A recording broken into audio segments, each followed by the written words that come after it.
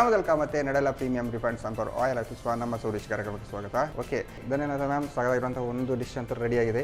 ಯಾವುದು ಚಟ್ನಿ ಅಲ್ಲ, ಈಗ ಸ್ಪೆಷಲಾಗಿ ಬಾಳೆಹಣ್ಣಿದ್ದು ಏನು ಹೇಳಿದ್ವಿ? ಸ್ವೀಟ್ ಕಡಬು. ಅದು ಸ್ವೀಟ್ ಕಡಬು, ಬಾಳೆಹಣ್ಣು ಕಡಬು ಅಂತ ಹೇಳ್ಬೋದು, ಸ್ವೀಟ್ ಕಡಬು ಅಲ್ಲ? ಓಕೆ, ಸ್ಟಾರ್ಟ್ ಮಾಡೋಣ. ಒಂದು ಬಾಣಲಿ ಇಡೋಣ. ಓಕೆ, ಅಂದರೆ ಏನು ಈಗ ಬಾಳೆಹಣ್ಣನ್ನೆಲ್ಲ ಮಿಕ್ಸ್ ಮಾಡಲಿಕ್ಕೆ ಉಂಟು. ಫಸ್ಟಿಗೆ ಒಲೆ ಒರೆಸ್ಕೊಡ್ಬೇಕಲ್ಲ. ಈಗ ಬಿಸಿ ಆಗಲಿ.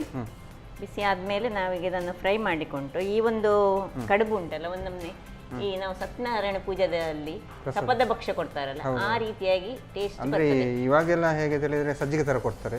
ಹೌದು, ಮೊದಲೆಲ್ಲ ನೋಡಿ ಚೆನ್ನಾಗಿ ಬರ್ತದೆ. ಹಾಗಾಗಿ ಇದಕ್ಕೆ ಸ್ವಲ್ಪ ತುಪ್ಪ ಜಾಸ್ತಿ ಬೇಕಾಗ್ತದೆ.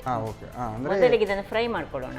ಓಕೆ, ತುಪ್ಪದಲ್ಲೇ ಫ್ರೈ ಮಾಡ್ಕೊಳ್ಳೋದಾ? ಅಲ್ಲ, ತುಪ್ಪ ಮತ್ತೆ ಹಾಕೊಳ್ಳಿ. Just roast. ಓಕೆ, ಈಗ ರೋಸ್ಟ್ ಮಾಡೋದು. ಓಕೆ, ಹಾಗಾದ್ರೆ ಸೇಮ್ ಅದೇ ಟೇಸ್ಟ್ ಬರುತ್ತೆ ಅಂತ ಹೇಳ್ತಿದ್ದೀರಾ? ಸ್ಟೀಮ್ ಮಾಡಿದಂಥದ್ದು. ಓಕೆ, ಇದು ಸ್ಟೀಮ್ ಮಾಡ್ತಾರಲ್ಲ. ಬೇಕಿದ್ರೆ ಈಗ ಇವತ್ತು ನಾನು ಏನು ಡ್ರೈ ಫ್ರೂಟ್ಸ್ ಇದಕ್ಕೆ ಹಾಕ್ತಿಲ್ಲ. ಡ್ರೈ ಫ್ರೂಟ್ಸ್ಗಳನ್ನು ಸಣ್ಣದಾಗಿ ಚಾಪ್ ಮಾಡಿ ಸಹ ಇದರೊಟ್ಟಿಗೆ ಮಿಕ್ಸ್ ಮಾಡಿ ಸಹ ಯೂಸ್ ಮಾಡ್ಬೋದು. ಗೇರು ಬೀಜ ಅಥವಾ ದ್ರಾಕ್ಷೆಯ ಅಥವಾ ಗೋಡಂಬಿ ಎಲ್ಲವನ್ನು ಸಹ ಸ್ವಲ್ಪ ಚಾಪ್ ಮಾಡಿ ಸ್ವಲ್ಪ ರಿಚ್ ಆಗಿ ಮಕ್ಕಳಿಗೆ ಇದು ಕೊಟ್ಟರೆ ಇದೆಲ್ಲ ಭಾರಿ ಒಳ್ಳೇದು. ಆರೋಗ್ಯಕ್ಕೆ ಸಹ ಒಳ್ಳೇದು, ಮಕ್ಕಳು ತಿಂದರೆ ಮತ್ತೆ ಸಹ ಒಳ್ಳೇದು. ಸಣ್ಣ ಮಕ್ಕಳಿಗೆ ನೀವು ನೋಡಿದ್ದೀರಾ, ಈ ರವೆಯನ್ನು ಹಾಲಲ್ಲಿ ಹಾಕಿ ಅದನ್ನು ಸ್ವಲ್ಪ ಸಣ್ಣವರಿಗೆ ಕೊಡ್ತಾರೆ, ಒಂದು 6 ತಿಂಗಳಾದ ಕೂಡಲೇ ಕೊಡ್ತಾರೆ. ರವೆ ಮತ್ತು ಹಾಲು. ಹೌದು, ರವೆಯನ್ನು ಹೀಗೆ ಫ್ರೈ ಮಾಡಿ ಅದಕ್ಕೆ ಹಾಲಲ್ಲಿ ಅದನ್ನು ಕುದಿಸಿ ತೆಳುವು ಮಾಡಿ 6 ತಿಂಗಳ ನಂತರ ಕೊಟ್ಟರೆ ಅದು ಮಕ್ಕಳು ಒಳ್ಳೆ ದಷ್ಟಪುಷ್ಟ ಸಾಕ್ತಾರೆ. ಸೊ ಅದೇ ರೀತಿಯಲ್ಲಿ ಒಂದು ಬರುವಂತಹದ್ದು ಇದು ದೊಡ್ಡ ಮಕ್ಕಳು ಸಹ ತಿನ್ಬಹುದು, ದೊಡ್ಡವರಿಗೆ ಸಹ ಒಳ್ಳೆಯದು, ಸ್ವಲ್ಪ ಪ್ರಾಯದವರಿಗೆ ಎಲ್ಲರಿಗೆ ಸಹ ಅಂತ ಒಳ್ಳೆಯ ಒಂದು ಇದು ಕಡುಬು ಅಷ್ಟೇ ಗಟ್ಟಿ ಬರುತ್ತೆ ಅಥವಾ ಚಪಾತಿ ತರ ಗಟ್ಟಿ ಬರ್ತದೆ. ಈಗ ಇದಕ್ಕೆ ನಾವೇನು ಹೆಚ್ಚು ನೀರೆಲ್ಲ ಏನು ಹಾಕುದಿಲ್ಲ ನೋಡಿ, ಇಷ್ಟ ಆಗುವಾಗ ಫ್ರೈ ಆಯ್ತಲ್ಲ, ಇದನ್ನು ಸ್ವಲ್ಪ ತಣ್ಣಗಾಗ್ಲಿ. ಇದು ತಣ್ಣಗಾಗ್ಲಿಕ್ಕೆ ಈಚೆ ಇಟ್ಕೊಳ್ಳೋಣ. ಈಗ ಇಲ್ಲಿ ನಾವು ಒಂದು ಬಾಳೆಹಣ್ಣು ಅಥವಾ 2 ಬಾಳೆಹಣ್ಣು, ಈ ಯಾವ ಬಾಳೆಹಣ್ಣು ಸಹ ಆಗ್ತದೆ. ನಾನು ಕದಳಿ ಬಾಳೆಹಣ್ಣು ತೆಗೆದುಕೊಂಡಿದ್ದೇನೆ. ಸೊ ಬಾಳೆಹಣ್ಣನ್ನು ನಾನು 2 ಬಾಳೆಹಣ್ಣನ್ನು ತೆಗೆದುಕೊಳ್ತಿದ್ದೆ. ನಾವು ನೀರನ್ನು ಯೂಸ್ ಮಾಡುದಿಲ್ಲ ಇದಕ್ಕೆ. ಈಗ ನೀರು ಸ್ವಲ್ಪ ಕೂಡ ಆಡ್ ಮಾಡೋಲ್ಲ? ಇಲ್ಲ, ಮಾಡುದಿಲ್ಲ. ಬೇಕಿದ್ರೆ ಚೂರು ಬೇಕಿದ್ರೆ ನೋಡುವ. ಈಗ ಬೇಕಿದ್ರೆ ಅಂದ್ರೆ ಸ್ವಲ್ಪ ಸಿಂಪಡಿಸುದು ಮಾತ್ರ, ತುಂಬಾ ಹಾಕೊಳ್ಳಿಕ್ಕೆ ಇಲ್ಲ ಇದಕ್ಕೆ. ಸೊ ಇದನ್ನು ಸ್ವಲ್ಪ ಮ್ಯಾಶ್ ಮಾಡ್ಕೊಳ್ಳೋಣ. ಹೀಗೆ ಈ ಬಾಳೆಹಣ್ಣಲ್ಲಿ ಒಂದು 80% ನೀರು ಇರ್ತದೆ ಅಂತ ಎಲ್ಲ. ಮತ್ತೆ ಬಾಳೆಹಣ್ಣು ಹಾಕಿದ್ರೆ ಸ್ವಲ್ಪ ಹಣ್ಣು ಜಾಸ್ತಿ ಆಗ್ಬೇಕು. ಹೌದು, ಹಣ್ಣಾಗಬೇಕು. ಮತ್ತೆ ಅಥವಾ ಇನ್ನೊಂದು ಬಾಳೆ ಕ್ಯಾವಂಡಿಶ್ ಹಣ್ಣು ಬರ್ತದಲ್ಲ, ಅದು ಸಹ ಯೂಸ್ ಮಾಡ್ಬೋದು.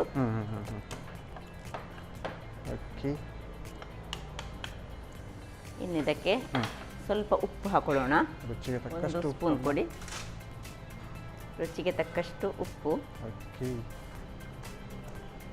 ಇನ್ನು ಸ್ವಲ್ಪ ತೆಂಗಿನ ತುರಿ ಅಷ್ಟಿಷ್ಟು ಅಂತ ಇಲ್ಲ, ನಿಮ್ಗೆ ಎಷ್ಟು ಬೇಕು ಅಷ್ಟು ಹಾಕೊಳ್ಬೋದು, ತುಂಬ ಸಹ ಹಾಕೊಳ್ಬೋದು. ಮತ್ತೆ ಮುಕ್ಕಾಲು ಎಷ್ಟು ನಾವು ರವೆ ತೆಗೆದುಕೊಂಡಿದ್ದೇವೆ ಅದರದ್ದು ಅರ್ಧದಷ್ಟು ಬೆಲ್ಲ. ಅರ್ಧದಷ್ಟು, ನನ್ನ ಪ್ರಕಾರ ಅರ್ಧದಷ್ಟು ಬೆಲ್ಲ, ಅರ್ಧದಷ್ಟು ತೆಂಗಿನ ತುರಿ, ಮತ್ತೆ ಅರ್ಧದಷ್ಟು ತುಪ್ಪ ಹಾಕ್ಬೇಕು. ಈಗ ನಮಗೆ ತುಪ್ಪ ಹಾಕೊಳ್ಬೇಕು. ಹಾಗಾದ್ರೆ ಈಗ ತುಪ್ಪ ಅಂತೂ ಇದಕ್ಕೆ ಜಾಸ್ತಿ ಬೇಕು ಅಂತ ಕಾಣುತ್ತೆ. ಸ್ವಲ್ಪ ನಾವು ತುಪ್ಪ ಅಂತ ಬಂದಾಗ KFC ಅವರ ಶುದ್ಧ ಹಸುವಿನ ತುಪ್ಪ ಹಾಕ್ತಿದ್ವಿ. ಒಂದು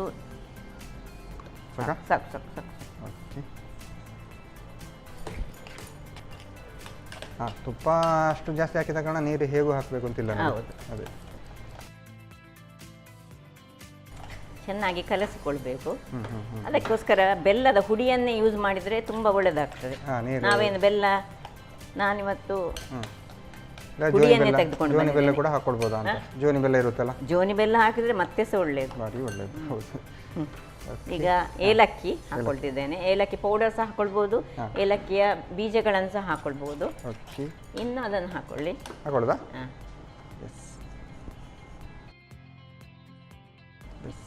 ಇನ್ನು ನಾನು ಕೈಯಲ್ಲಿ ನೋಡಿ ಸ್ವಲ್ಪ ಸಹ ನೀರು ಯೂಸ್ ಮಾಡಲಿಲ್ಲ. ಇದನ್ನೀಗ ಕಲಸುವಾಗ ನಾವು ಈಗ ಸ್ಟೀಮರ್ ಅನ್ನು ಬಿಸಿಗೆ ಇಟ್ಕೊಳ್ಳೋಣ. ಆಗ ಅದು ರೆಡಿ ಆಗುತ್ತೆ. ಹೌದು, ಇಲ್ಲಿ ರೆಡಿ ಆಗುತ್ತೆ. ನೀವು ಆಲ್ರೆಡಿ ನೀರೆಲ್ಲ ಹಾಕಿ ರೆಡಿ ಮಾಡಿಟ್ಟಿದ್ದೀರಿ. ನೀರು ಹಾಕಿದ್ದೀರಿ. ಸೊ ಎಲ್ಲ ಪಕ್ಕಕ್ಕೆ ಇಟ್ಕೊಂಡು ನಮಗೆ ಈಗ ಇದಕ್ಕೆ ಬಾಳೆ ಎಲೆ ಬೇಕು. ಬಾಳೆ ಎಲೆಯ ಪರಿಮಳ ಅದರೊಟ್ಟಿಗೆ ಈ ತುಪ್ಪ ಮತ್ತು ಇದು ಮಿಕ್ಸ್ ಆಗುವಾಗ ಬಹಳ ಚೆನ್ನಾಗಿ. ಈಗ ನಾನು ಇನ್ನು ಕೈಯಲ್ಲಿ ಇದನ್ನು ಸ್ವಲ್ಪ ಹೀಗೆ ಮ್ಯಾಶ್ ಮಾಡ್ಕೊಳ್ತೇನೆ. ಹೌದು, ನೀರು ಹಾಕದ ಕಾರಣ ಕೈಯಲ್ಲಿ. ಹೌದು, ನೋಡಿ ಅಂತೆ ಸ್ವಲ್ಪ ಅದು ನೀರು ಹಾಕಿದ್ದೇವೆ ನಾವು. ಇಲ್ಲ, ತುಪ್ಪನೇ ಜಾಸ್ತಿ ಹಾಕಿದ್ದೆ. ಹೌದು, ತುಪ್ಪ ಮತ್ತು ಬಾಳೆಹಣ್ಣಿನ ಮಿಶ್ರಣ. ಇಲ್ಲಿ ನಾನು ಹೇಳಿದಲ್ಲ, ಡ್ರೈ ಫ್ರೂಟ್ಸ್ ಹಾಕಿದರೆ ಇನ್ನೂ ಸಹ ಬಹಳ ಚೆನ್ನಾಗಿ ಬರ್ತದೆ.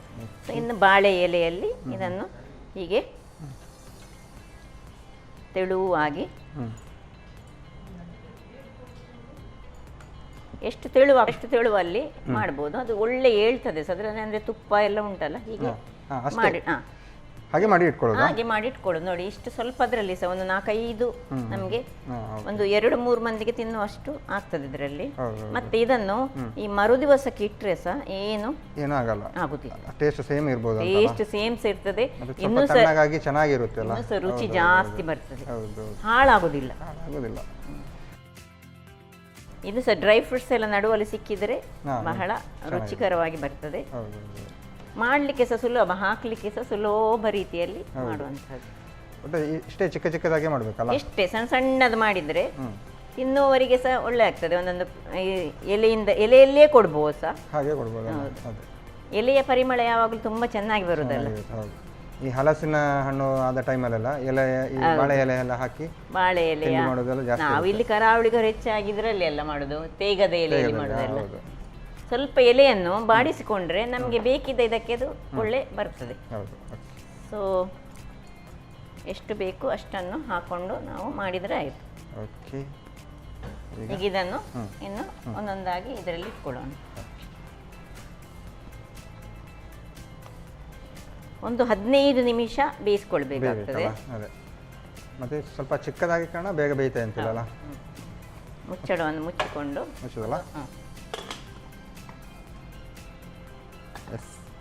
ಇದೊಂದು 10 ನಿಮಿಷ ಈಗ ಬೇಯಬೇಕಲ್ಲ. ಈಗ ನಾರ್ಮಲ್ ಆಗಿ ನಾವು ಬಾಳೆಹಣ್ಣಿಂದು ಬನ್ಸ್ ಎಲ್ಲ ಮಾಡ್ತೇವೆ, ಪೋಡಿ ಮಾಡ್ತೇವೆ. ಈ ಥರದ್ದು ಕಡುಬು ಮಾಡಬೇಕು ಅಂತ ಹೇಳುವಂಥದ್ದು ಈಗ ನೀವೇ ಟ್ರೈ ಮಾಡಿದ ಹೇಗೆ? ನಾನೊಂದು ನೋಡಿದೆ ಹೇಗೆ ಬರ್ತದೆ ಅಂತ. ನೋಡಿ, ಒಮ್ಮೊಮ್ಮೆ ಬಾಳೆಹಣ್ಣು ತಂದ್ರೆ ತುಂಬ ಹೆಚ್ಚಿರ್ತದೆ. ಕಾರ್ಯಕ್ರಮ ಎಲ್ಲ ಬಾಳೆಹಣ್ಣು ಹಣ್ಣಾಗಿ ಹಾಳಾಗ್ತದೆ. ಕೆಲವರಂತೆ ಈ ಬಾಳೆ, ನಾನೊಂದು ವಿಡಿಯೋದಲ್ಲಿ ನೋಡಿದೆ, ತುಂಬಾ ಹಣ್ಣಿದ್ದಾಗ ಹಣ್ಣನ್ನೆಂತೆ ಕಟ್ ಮಾಡಿ ರೌಂಡ್ ಶೇಪ್ ಅಲ್ಲಿ ಮಾಡಿ ಅದನ್ನು ಬಿಸಿಲಿಗೆ ಅದರ ಮೇಲೆ ಒಂದು ತೆಳು ಬಟ್ಟೆ ಹಾಸಿ ಬಿಸಿಲಲ್ಲಿ ಇದು ಒಣಗಿಸಿ ಮತ್ತೆ ಅದನ್ನು ಹೀಗೆ ತಿನ್ಲಿಕ್ಕೆ ಸಹ ಒಳ್ಳೇದಾಗ್ತದೆ. ಹೌದಂತೆ, ಇಲ್ಲಂತೆ ಹೀಗೆ ಮಾಡಿದ್ರೆ ಸಹ ಒಳ್ಳೇದಾಗ್ತದೆ. ಅಥವಾ ಪೌಡರ್ ಹಾಗೆ ಮಾಡಿ ಅಂತೆ ಹಾಲಿಗೆ ಹಾಕಿ ಸಹ ಹಣ್ಣನ್ನು ನಾವು ಕಾಯಿಯನ್ನು ಕೇಳಿದ್ದೇವೆ, ಬಾಳೆಹಣ್ಣು ನೇಂದ್ರ ಬಾಳೆಯ ಕಾಯಿಯನ್ನು ಒಣಗಿಸಿ ಎಲ್ಲ ಮಾಡ್ತವೆ, ಮಕ್ಕಳಿಗೆ ಅದ್ರ ಒಳ್ಳೆ ಫುಡ್ ಅಲ್ಲ. ಇದು ನಾನೊಂದು ಮೊನ್ನೆ ಅನ್ಸದ್ ನೋಡಿದೆ, ಅದು ನಾವು ನಮ್ಗೆ ಅದು ಹಳ್ಳಿಯಲ್ಲಿ ಇರುವವರು ತುಂಬಾ ಬಾಳೆಹಣ್ಣು ಈ ಕೆಲವೊಂದ್ಸತಿ ಮಂಗಗಳು ಅರ್ಧ ಗೊನೆಯನ್ನು ತಿಂತಾವೆ ಅಂತ, ಆಗ ಅಷ್ಟನ್ನು ವೇಸ್ಟ್ ಮಾಡೋದು ಬೇಡ ಅಂತ ಹೇಳಿ ಎಲ್ಲ ಚೆನ್ನಾಗಿ ಕಟ್ ಮಾಡಿ ಒಣಗಿಸಿಟ್ರು. ಈಗ ಜಾಸ್ತಿ ಇರ್ಬೋದು, ಚೆನ್ನಾಗಿ ಬರ್ಬೋದೇನು. ಈಗ ಹೊಸ ನಮ್ನೆಯ ಆವಿಷ್ಕಾರಗಳು, ಅಂದ್ರೆ ಆವಿಷ್ಕಾರ ಅಲ್ಲ ಇದು. ಅಲ್ಲ, ಕೆಲವೊಂದು ಮನೆಯಲ್ಲೆಲ್ಲ ಹೀಗೆ ವೇಸ್ಟೇ ಮಾಡಲ್ಲ ಯಾವುದು. ಈಗ ಹಲಸಿನ ನನ್ನ ಪ್ರಕಾರ ಸಹ ಆಹಾರ ಧಾನ್ಯಗಳನ್ನಾಗ್ಲಿ ಅಥವಾ ಈ ವೆಜಿಟೇಬಲ್ಗಳಾಗ್ಲಿ ಅಥವಾ ಫ್ರೂಟ್ಸ್ಗಳಾಗ್ಲಿ ಯಾವುದನ್ನು ಸಹ ನಾವು ವೇಸ್ಟೇ ಮಾಡಬಾರ್ದು. ಹೌದು, ಅದನ್ನೇನೇ ಮಾಡಿದ್ರು ಒಣಗಿಸಿ ಅಥವಾ ಎಂತಾದ್ರೂ ಮಾಡಿ ಅದನ್ನು ಯೂಸ್ ಮಾಡಿ ಎಲ್ಲ ರೆಡಿ ಮಾಡಿ ಇಡ್ತಾರೆ. ಕೊಳ್ತೋದ್ರೆ ಏನು ಮಾಡ್ಲಿಕ್ಕೆ ಆಗುದಿಲ್ಲ, ಫ್ರೀ ಟೈಮಲ್ಲೆಲ್ಲ ಈ ಥರ ಮಾಡ್ಕೊಡ್ಬೋದಲ್ಲ. ಓಕೆ, ಹಾಗಾದರೆ ಸ್ವಲ್ಪ ಹೊತ್ತು ಬೇಯಿದೆಯಲ್ಲ ಇದು. ಈಗ 10 ನಿಮಿಷ ಆಯಿತು, ಆಫ್ ಮಾಡ್ಕೊಳ್ಳೋಣ. ಆಫ್ ಮಾಡೋದಾ? ಡೈರೆಕ್ಟ್ ಮಾಡು, ಬೆಂದಿರ್ಬೋದಲ್ಲ. 10 ನಿಮಿಷ ಸಾಕು ಇದಕ್ಕೆ. ಹೇಗೆ ಪರಿಮಳ ಬರ್ತದೆ. ಒಂದು ಪ್ಲೇಟ್ ಕೊಡ್ತೀರಾ? ಬಿಸಿ ಉಂಟು?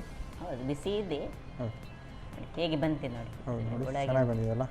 ರವಾ ನೋಡಿ ಮೇಲ್ಗಡೆ ಹಾಗೆ ಕಾಣ್ತಾ ಉಂಟು. ಹೌದು, ಒಂದು 2 ಮಾತ್ರ ತೆಗೆದುಕೊಳ್ಳೋಣ, ಉಳಿದದನ್ನು ಹಾಗೆ ಮುಚ್ಚಿಟ್ಕೊಳ್ಳೋಣ.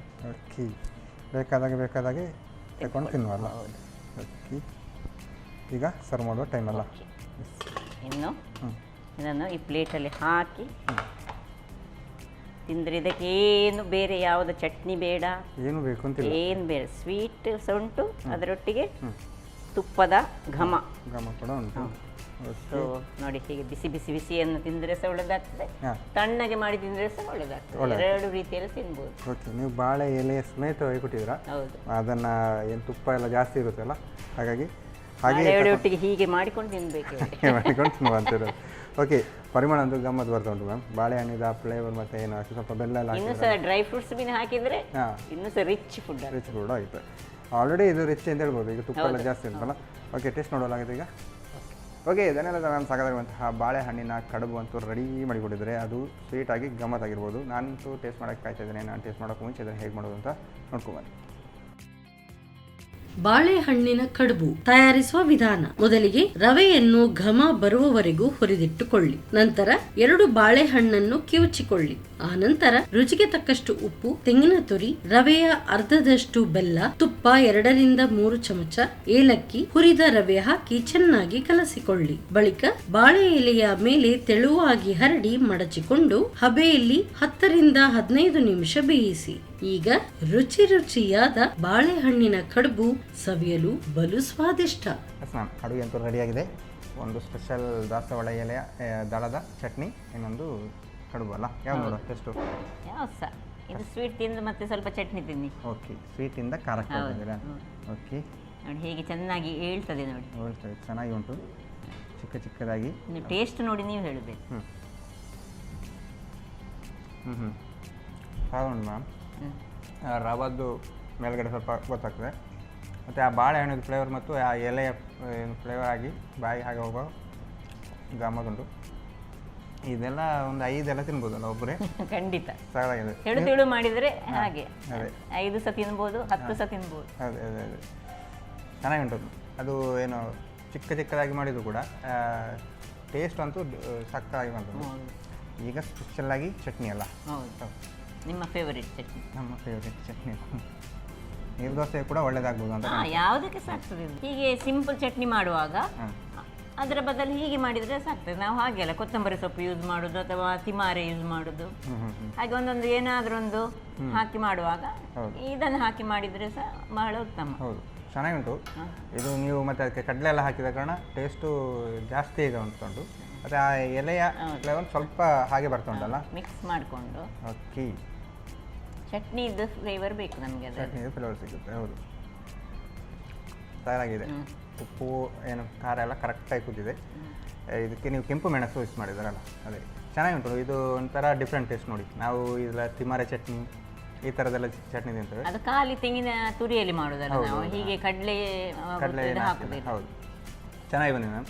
ಅದರಲ್ಲಂತೂ ಇದು ಸ್ಪೆಷಲ್ಲಾಗಿ ಬಾಳೆಹಣ್ಣಿದು ಮಾತ್ರ ಟೇಸ್ಟ್ ಅಂತೂ ಸಾಕಾಗಿ ಉಂಟು. ಚಟ್ನಿ ನಾರ್ಮಲ್ ಚಟ್ನಿ, ಬಟ್ ಅದಕ್ಕೆ ದಾಸವಾಳ ಹಾಕಿ ಅದಕ್ಕೊಂದು ಏನು ಹೇಳಿದ್ದೇವೆ, ಆರೋಗ್ಯ ಭರಿತವಾದ ಒಂದು ಇದನ್ನು ಕೊಟ್ಟಿದ್ದೇವೆ ನಾವು ಅದಕ್ಕೆ ಅಲ್ವಾ? ಟಚ್ ಕೊಟ್ಟಿದ್ದೇವೆ, ಆಯುರ್ವೇದಿಕ್ ಥರ. ಹೌದು. ಓಕೆ, 2 ಕೂಡ ಚೆನ್ನಾಗಿ ಬಂದಿದೆ, ಟೇಸ್ಟಿಯಾಗಿ ಬಂದಿದೆ. ಹೇಗೆ ಅನಿಸ್ತು ನಿಮಗೆ? ಬಹಳ ಖುಷಿ. ನಮ್ಮ ಟಿವಿಗೆ ಬರೋದು ಹೇಳಿದರೆ ನನಗೆ ತುಂಬ ಖುಷಿ. ಹೌದು, ಹಾಗಾಗಿ ನೀವು ಕರೆಯುವಾಗ ನಾನು ಯಾವತ್ತು ಬರ್ತೇನೆ. ನೀವು ಕರೆಯುವಾಗ ನಾವು ಕೂಡ ರೆಡಿ ಇರ್ತೇವೆ, ಏನಾದರೂ ಸ್ಪೆಷಲ್ ಆಗಿ ಇದ್ದೇ ಇರುತ್ತೆ ಅಂತ ಹೇಳುವಂಥದ್ದು.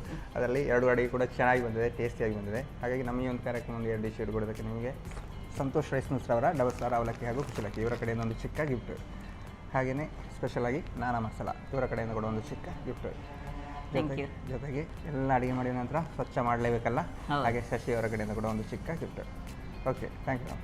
ಓಕೆ, ಇದನ್ನೆಲ್ಲ ಮ್ಯಾಮ್ ಸಾಕಾಗಿರುವಂತಹ ದಾಸವಾಳ ದಳದ ಏನು ಚಟ್ನಿ ಮತ್ತು ಸ್ಪೆಷಲ್ಲಾಗಿ ಬಾಳೆಹಣ್ಣಿನ ಕಡುಬು 2 ಕೂಡ ಚೆನ್ನಾಗಿ ಮಾಡಿದ್ದಾರೆ, ಟೇಸ್ಟಿಯಾಗಿ ಮಾಡಿದ್ದಾರೆ. ನೀವು ಕೂಡ ಮನೆಯಲ್ಲಿ ಟ್ರೈ ಮಾಡಿ ಅಂತ ಹೇಳ್ತಾ ಇವತ್ತಿನ ಸಂಚಿಕೆನ ಇಲ್ಲಿಗೆ ನಿಲ್ಲಿಸಿದ್ದೇವೆ.